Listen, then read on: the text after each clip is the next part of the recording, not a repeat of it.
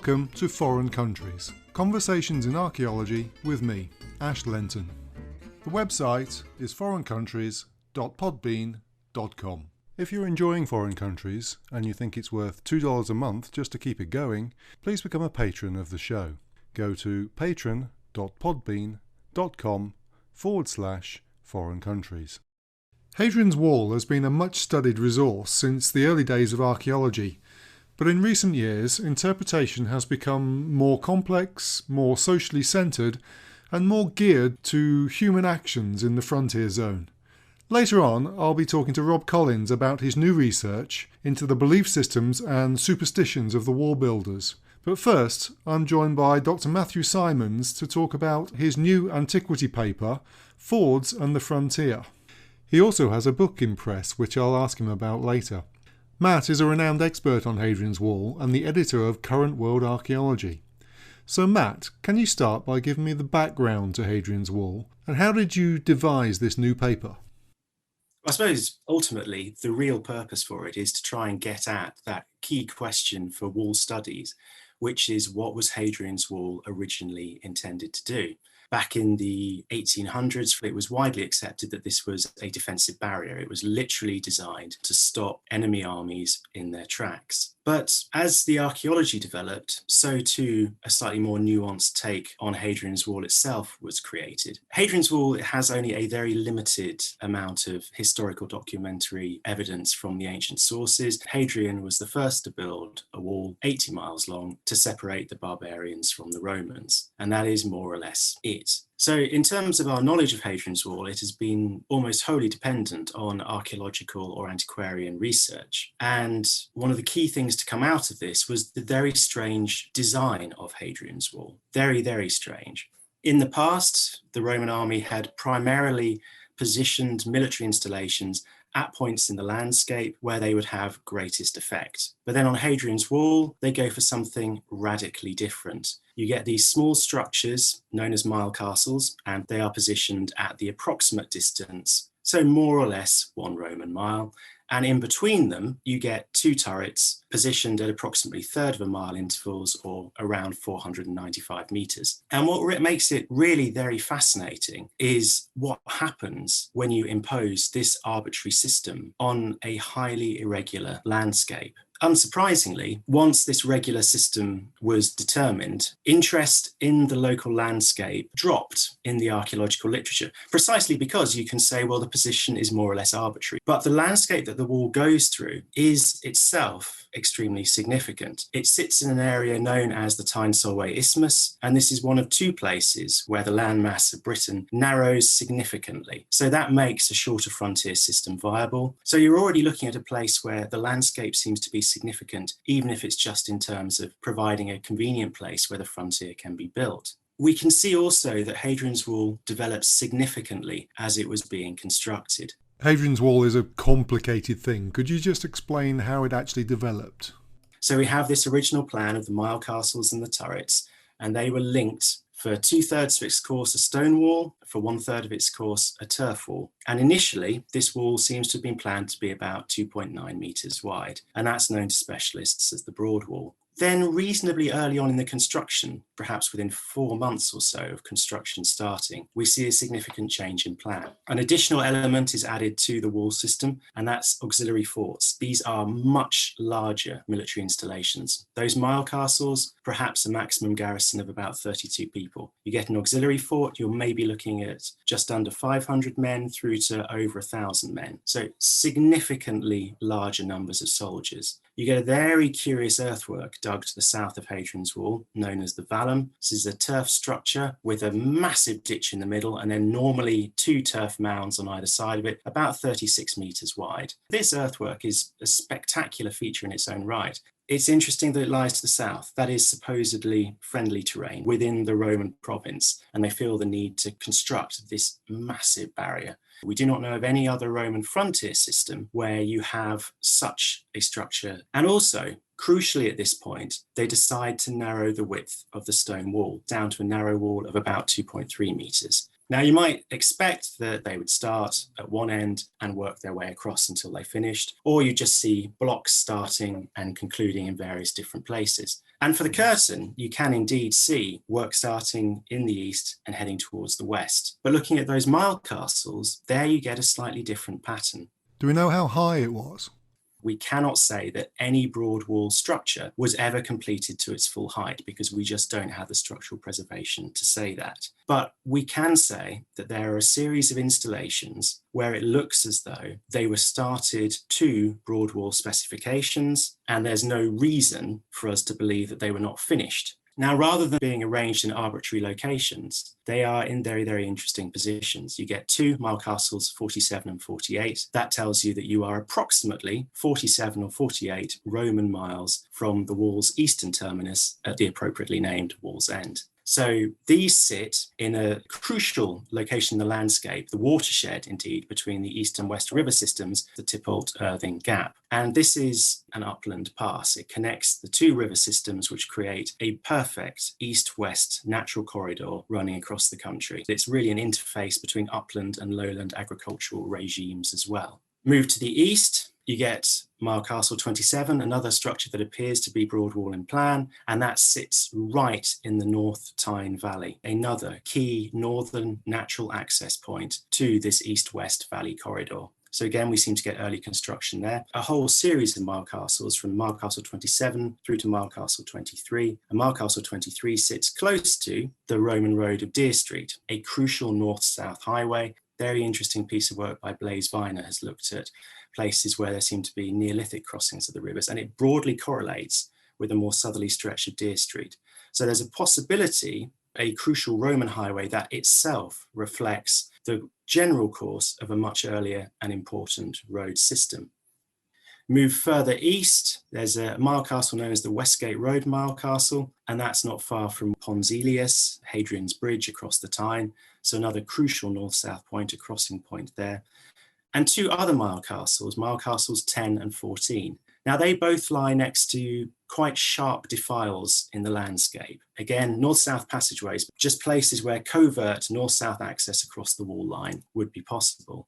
So we seem to have the military being well aware that there were places along the wall line which were more significant than others, and it looks as though they're fast-tracking the construction at these points. Right, so in this paper, what are you doing that is new, and how do you actually go about it? One element which is rarely discussed is the rivers on the isthmus, and they're generally seen as not being particularly significant elements of the frontier. There has been some very interesting work over the years looking at places where fords might have existed. Back in the 1920s, R.G. Collingwood suggested that the western end of Hadrian's Wall near Bowness might have been decided because that was a point where at low tide you could cross the Solway into Scotland. Just a little way to the west, the fort at Bruff by Sands, there were a series of, this time, proper fords rather than just places you could cross at low tide. And it was suggested again that the reason there was a fort there was because these fords existed there. And indeed, if you look at early Ordnance Survey maps, there are still fords in existence. More recently, a key element for Hadrian's Wall, which I suspect we'll come back to a little bit later on, is a road known as the Staingate Road. And this is generally believed to have preceded Hadrian's Wall, and indeed may have been the backbone of an earlier frontier system. And that crosses the rivers? That also runs east-west across the Tyne-Solway isthmus. And very recently, Nick Hodgson did an interesting piece of research. He noted that two Roman temporary camps existed at a place called Howe Ford, and it suggested that there was a ford nearby.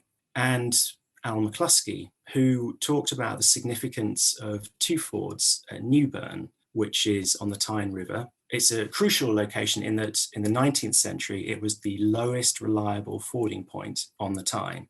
And it seems also to have been used by a Scottish army in 1346.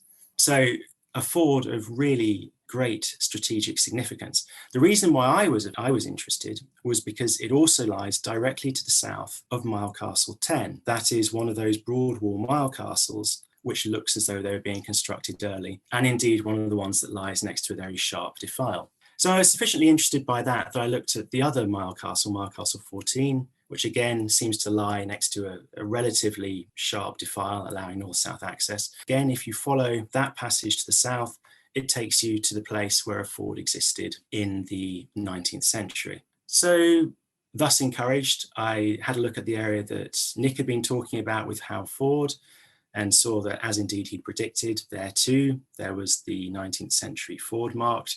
And I saw a little bit further to the west, there was another Roman temporary camp, and again, that lay adjacent to a 19th century ford. So at that point, I just thought that it would at least be worthwhile seeing where 19th century fords were and just superimposing that on what we know about the Roman military distribution and seeing if it tells us anything interesting.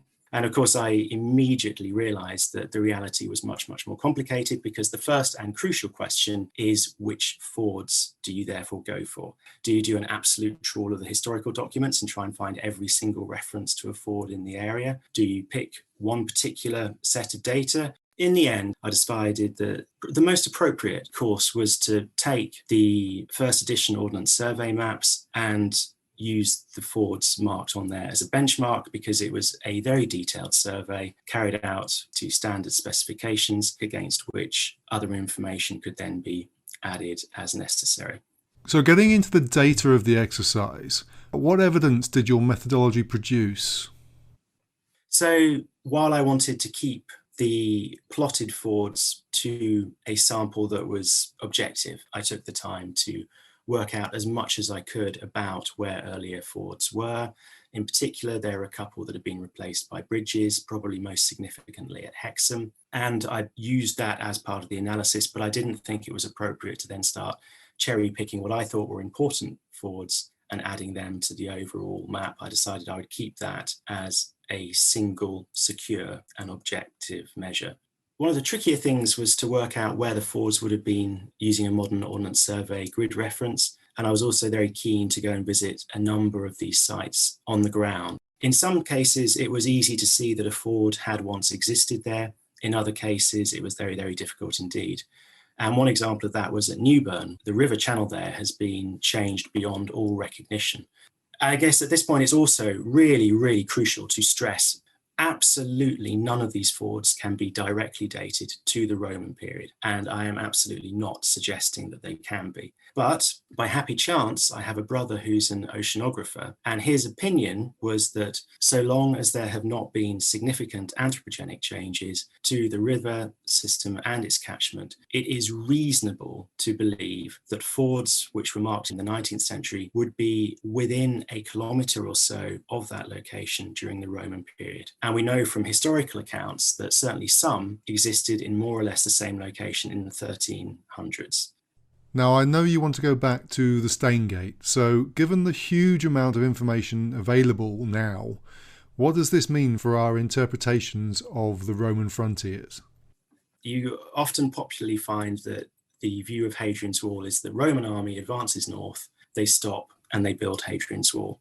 But that, of course, is not the situation. And we only start getting frontier works appearing after the Roman army has been compelled to withdraw from southern Scotland. So at around AD 105, it is redeploying with essentially the Tyne-Solway isthmus as the northern outer line of Roman control.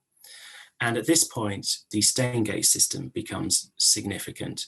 It involves a chain of forts stretching east-west across the isthmus, at least from Carlisle to Corbridge. And at some point in the early 2nd century, it becomes a more complicated form of cordon with the addition of small fortlets, towers as well, which seem to have acted as the eyes, if you like, for these larger installations. The Staingate system is the name we currently have for the east-west Roman highway. So you'd have a road, the forts, the fortlets, and the towers.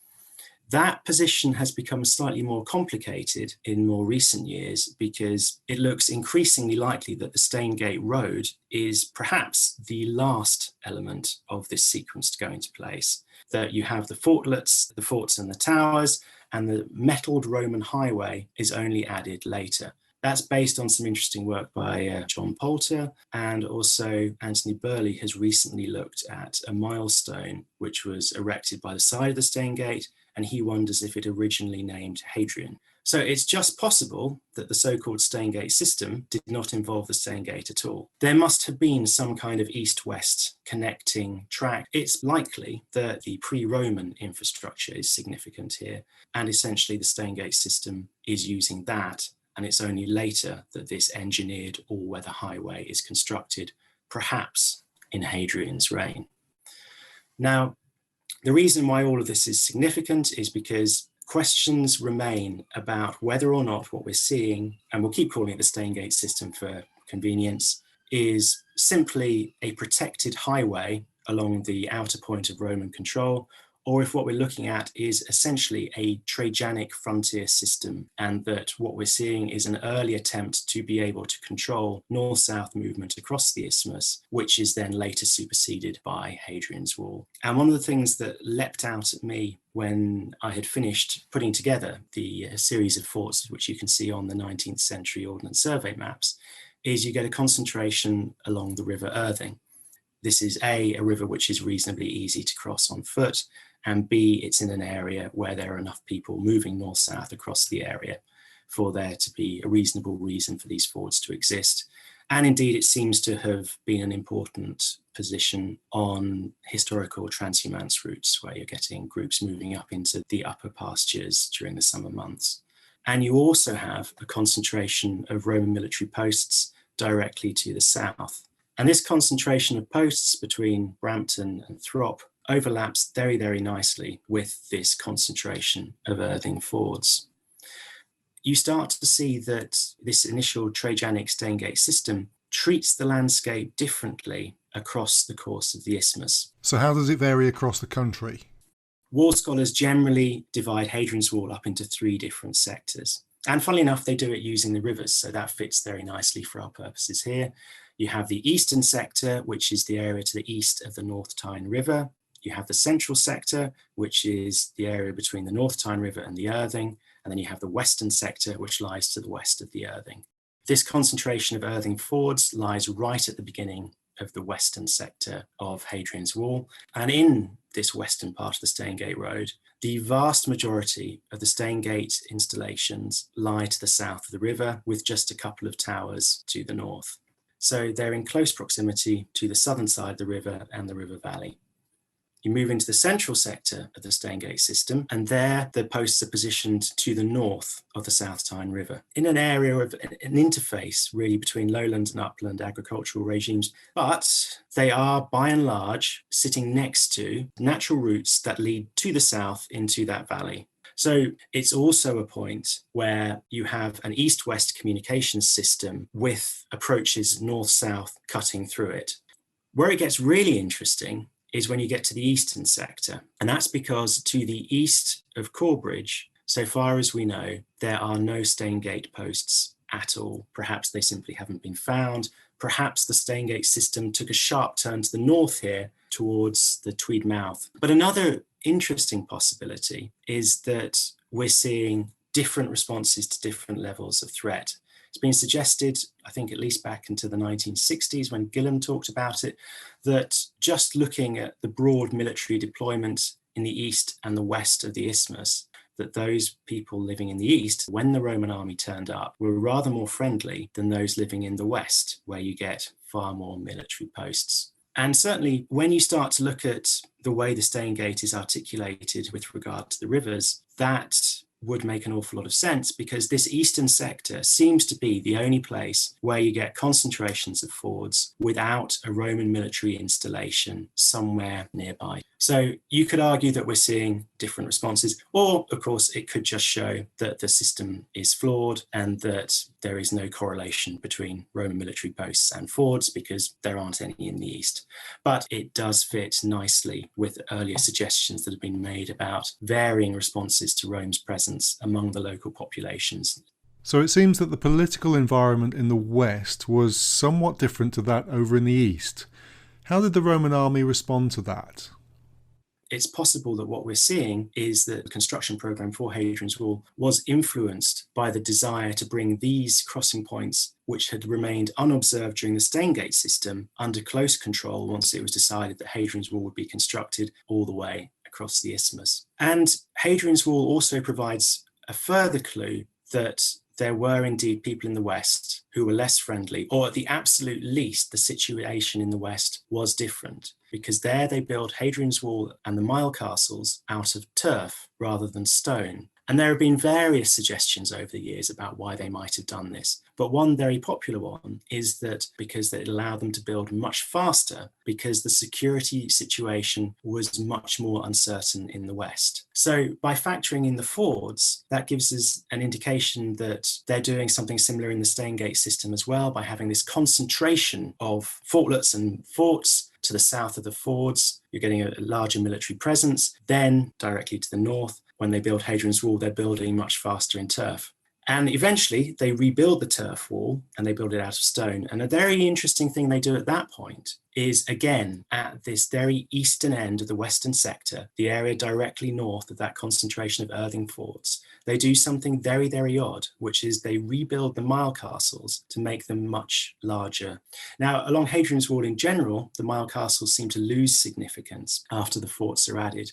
So it's very, very interesting that at this crucial point in the landscape, they want to build slightly larger mile castles. If we factor in the fords, it suggests that the Roman army is treating the local population in the east and the west of the isthmus in rather different ways. So hopefully what this takes us to is a position where we can see there's this overarching regular system, this radical new approach to attempting to divide a landscape, which demands mile castles and turrets at reasonably regular intervals. But behind that, we have a thorough grasp of the landscape and an understanding of the importance of how people were moving through the landscape, and indeed the temperament of the different groups living in different places, and the way that the Roman military was trying to handle this within the veneer of a regular, uniform frontier system.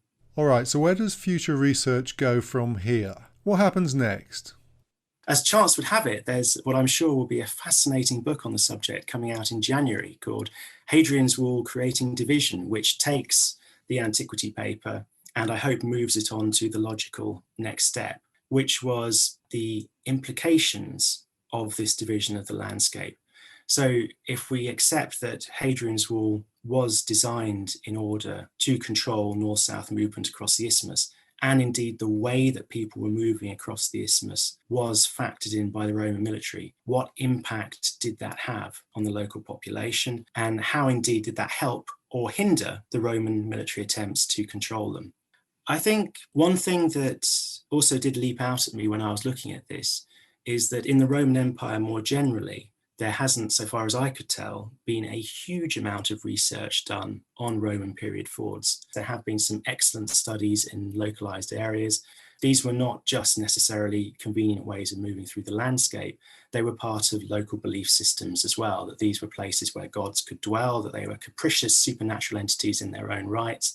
And certainly in places like France, there is good evidence that people would sometimes be making votive offerings. But in terms of just the practical element, what sort of impact creating new infrastructure, such as new roads, new engineered highways, how would that change the way that a landscape was articulated? All of this we can try to get a better sense of by looking at places where fords once existed.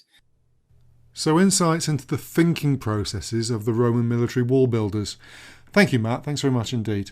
I'm going to continue that theme, but from a rather different direction, with Dr. Rob Collins of Newcastle University. Rob has some really groundbreaking research into the role of the frontier in Roman lives, touching on superstitions and belief systems, in a paper called The Phallus and the Frontier. Rob, what's the background to this research? Well, part of the inspiration behind the paper stems from a conference session, a Roman archaeology conference some years ago that I attended, when the person was speaking about evidence for sexuality and gender and kind of erotic symbolism in the Roman world. But the person consistently was referring to evidence from Pompeii or maybe Herculaneum. It was very Italianate or Mediterranean based.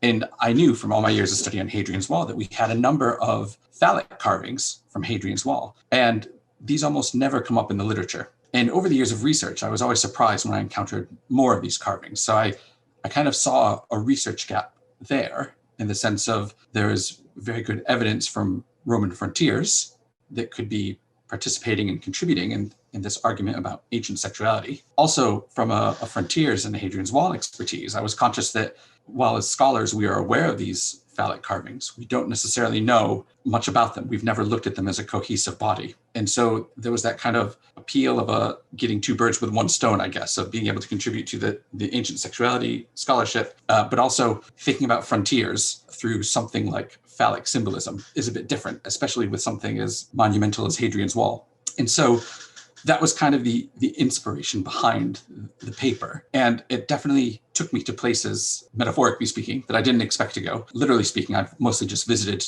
lots of locations along Hadrian's Wall and in the various museums and stores along Hadrian's Wall. So it was a fantastic opportunity, and it's one that has helped me rethink quite a few issues, actually. Okay, so your research is into a whole set of evidence that hasn't been drawn together before. What is the size and shape of this evidence, so to speak? So the archaeological evidence is actually relatively clear-cut, and there are, in the paper, I report 59 phalli, that's carvings of penises, but actually there are more now since the paper was written and published. Most of these, probably a bit more than half, were already known and either published in part or published in full, but they were scattered across a range of publications. And so my first method was to catalog those known examples and pull those together. And on doing so, that gave me, it was somewhere in the 30s. And from those kind of 30 odd phalli, I was then able to kind of prioritize the kind of museum curators and stores that I needed to visit. And once I had that initial catalog, I contacted various curators along Hadrian's Wall and just asked them, how many stone-carved Roman penises do you have in your stores? Fortunately, I know all those curators, so this wasn't a bit of an odd question out of the blue. And so they came back with, actually, these are what we have on record. Why don't you come to the store and look at them? What was great is that on doing so, there were often examples that either they had in their catalogs, their museum catalogs, but weren't published, or which weren't really widely known. And so that kind of known number of about 30 almost doubled, so that there's now more than 60. That's great. It just goes to show the value of you do contact museums and look in their stores.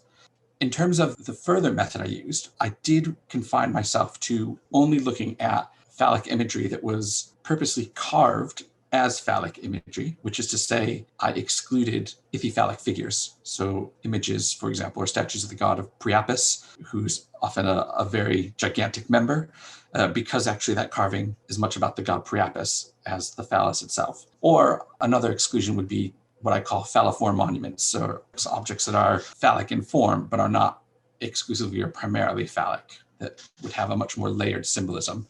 And a good example there would be the serpent stone from Maryport, which is certainly phalliform, but has other carvings on the stone. So I was quite limited, I suppose you could say, in my selection. I wasn't exclusively looking only for objects or carvings in stone, but the vast majority of those objects were in stone. One was in ceramic, and subsequently, since publication, another has been found at Vindolanda carved from wood. Now, what I should also point out is that these are phalli that are meant to be fixed in place or non-portable, as it were. And I'm not looking at the small objects, amulets and pendants, that sort of thing. There is a doctoral research being done by Adam Parker who's looking into those objects. And so once I was able to kind of visit all the museums, collect all the published examples and the unpublished examples, I photographed them. I started taking measurements because you never quite know when you're going to need measurements. That led to some interesting methodological choices about exactly which part of the phallus is being measured, where it's being measured from and where it's being measured to. Do you include or exclude testicles in your measurements? And actually, they sound like silly questions, but it had a bearing on what I did after, and that was to create a typology. All right, so this is the first typology produced. As far as I'm aware, no one has ever created a typology of Roman phallic carvings. Now, the small child in me couldn't resist the opportunity to do a penis typology. So I'm fully raising my hands up to that sort of immaturity on my part. But there actually is a scholarly significance to the typology.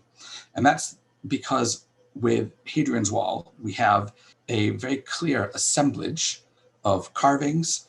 We know that they're not carved before a certain date because of the wall's construction. And we know that they're all associated with Hadrian's Wall and its kind of attendant monuments and structures in some form or another. So it's much like looking at, say, all the phallic carvings from Pompeii. If we consider them as one assemblage, one body, that hopefully should allow us to understand what that sort of diversity of representation will tell us about the people living along Hadrian's Wall. So while there is an infantile sort of giggly hee-hee element to it, there is a point to it as well. Right, so how does it work? What I did really was I broke down the typology into 3 components. So the first component was execution. How was the phallus carved? Was it incised onto a stone, basically outlined in a relatively simple form with that outline being carved into the stone? Was it carved in relief, such that the phallus and testicles were higher than the surrounding field of stone? Or was it sculptural, which I suppose is most easily thought of as 3D? So just those 3 forms of execution: incised, relief, or sculpture. Next, I looked at size and form. And form was really a question of proportionality. And this is where that question of, or that aspect of measuring and taking measurements of the phallus was quite important. What I found is that testicle size with these carvings could vary enormously and could really distort some of the aesthetic perception of size and execution. And so I basically had to focus on to establish a form to look at the shaft of the phallus itself and basically exclude the testicles.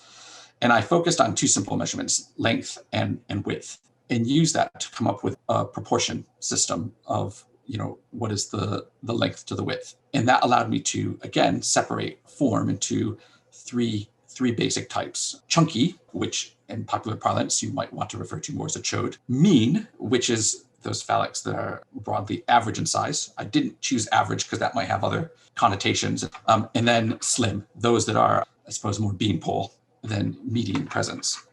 And then finally, I came up with a morphological name, which really tends to define the rest of the typology. And I broke that down into 9 types. The types were chosen to be hopefully self-referential to anyone, certainly to a native English speaker who would be familiar with some of the slang used. And it was done in such a way that hopefully you wouldn't need a 900-page typological guide to be able to identify. So I went with things that I thought were quite entertaining, to be honest. So type 1 is the rocket, type 2 is the hammer, type 3 is the kinky winky, type 4 is the split cock, type 5 is the pointer, type 6 is the double dawn, type 7 is running hard, type 8 is the beast, and 9 is a lucky dip. But once you've looked at a visual example of those, once you've read kind of the key features, it's a remarkably robust typology in that it sticks in your head quite easily. So you can easily say, that's a rocket, that phallus, or, well, that's clearly a double dawn. It makes everything really quite obvious.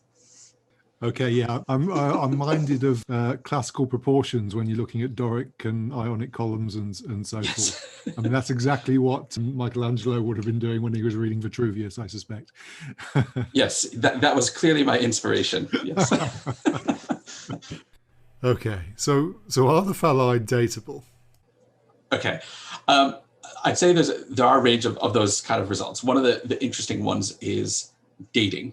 So with Hadrian's Wall being built kind of in the 120s, we have a terminus antiquem. We know that no carving is occurring before that construction of the wall, if it's included in a wall monument. So that gives us a starting point in all, or a TPQ, I suppose, in this case, terminus postquem, that all the phalli are occurring after that. But actually, what is intriguing is how many of those phallic carvings are, whether primary or secondary reuse, are also being displayed or put in place in the 3rd and 4th centuries. So one of the things more broadly is these phallic carvings are often seen as an early Roman feature that drop out over time. And actually, here we have very clear-cut examples of phalli that are on display in the 4th century in the Christian era. So it's not a symbol that's just kind of forgotten and brushed under the rug, as it were. It's something that remains present almost certainly through the entirety of Roman Britain. Now, these are not just mucky drawings. These are carved in particular places and with particular associations, aren't they?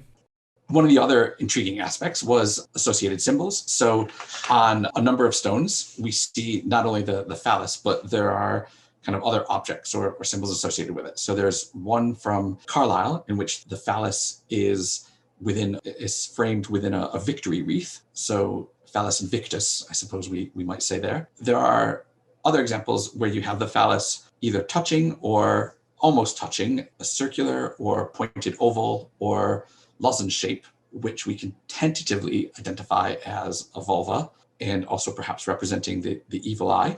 There's another example from Vindolanda, actually, where there's a phallus carved in relief in a field, and next to that, a palm tree. I'm not always certain what these associations are, but it's important to say that it's not just a phallus on its own. And this is also to not set aside those examples where you have a stone which has multiple phalli carved upon it. The general thinking that I think we can argue when we look at these phallic stones is that often the bigger, the better, the more powerful, or the more phalli there are, the more that the stone is charged, as it were, with magical energy.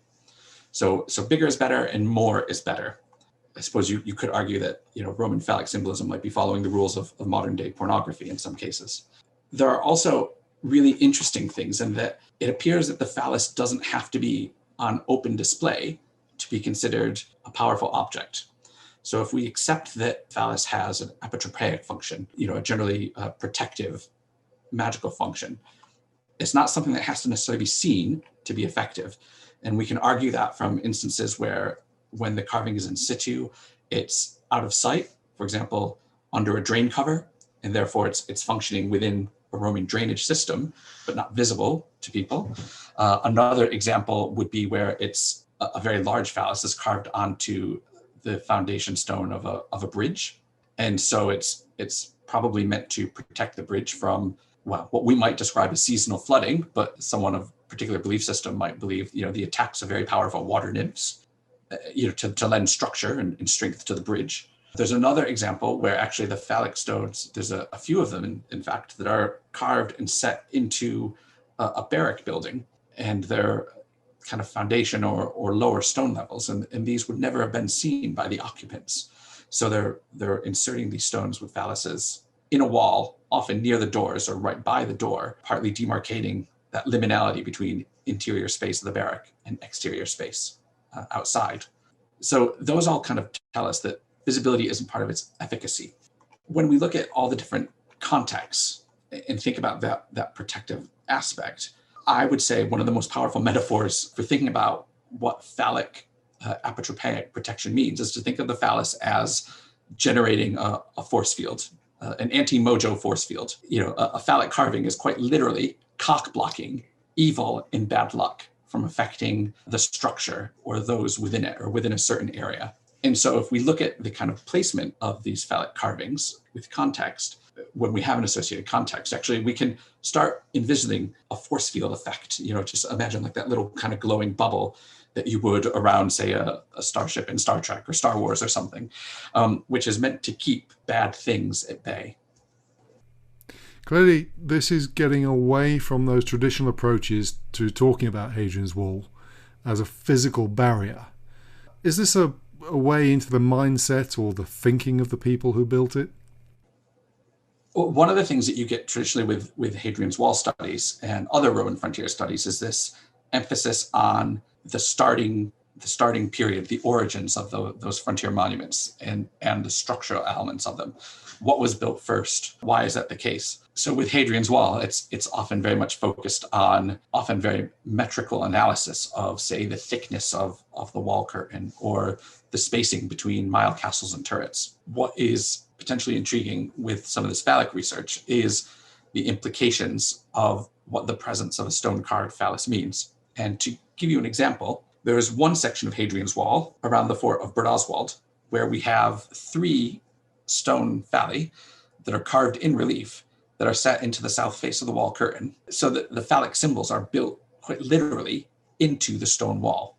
So in this case, if we go back to that sense of the phallus generating a force field, a protective force field, that actually the stone wall is not just a physical barrier, but is being imbued with a magical energy through these phallic carvings. And so it's also there's a sense of the supernatural barrier to it.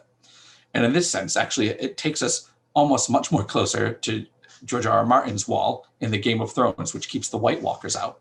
So this is not to say that ancient Scotland was filled with White Walkers by any means, but just that the Romans perceived a benefit to having a supernatural investment alongside the physical barrier, and that we maybe need to start thinking about ancient monuments and structures, not just in terms of their engineering and a physical understanding, but also what their spiritual position is within that ancient worldview. So looking forward to future research, where does this take us? What is possible from here in frontier studies?